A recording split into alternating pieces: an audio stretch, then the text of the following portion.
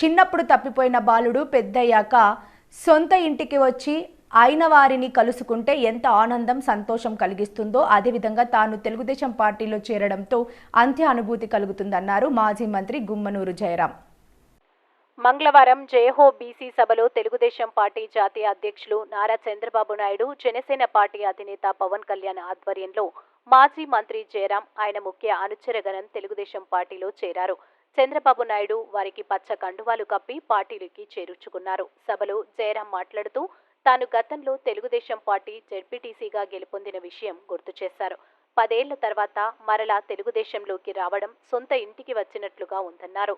ఎవరు ఏమనుకున్నా సరే తాను వైసీపీకి మంత్రి పదవికి రాజీనామా చేసిన విషయం గురించి చెప్పారు. పుట్టిన ఊరు, పుట్టిన నియోజకవర్గం గుంతకల్ అని ఆ సీటు ఇస్తే బాగుంటుందని తాను చంద్రబాబు నాయుడును కోరినట్లు మీడియా సమావేశంలో జయరాం తెలిపారు. ఖచ్చితంగా సేవలు అందించాలని చెప్పేసి నేను అనుకుంటున్నాను.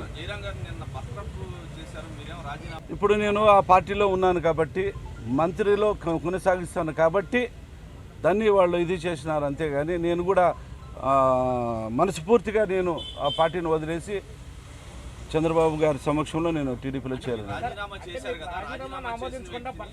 నా పని ఏముందో నేను ఫస్ట్ రాజీనామా చేసిన తర్వాతనే పార్టీ కండువా కప్పాను. కానీ వాళ్ళు ఏదైనా ఇచ్చుకొని నాకేం ఇది లేదు. నేను రాజీనామా చేసిన తర్వాత భర్త పని చేసుకొని ఇంకోటని ఏమైనా చేసుకొని నాకు అవి నేను పట్టించుకోను. నేనంతా పొద్దున్నే 11 గంటలప్పుడే నేను రాజీనామా సమర్పించడం జరిగింది.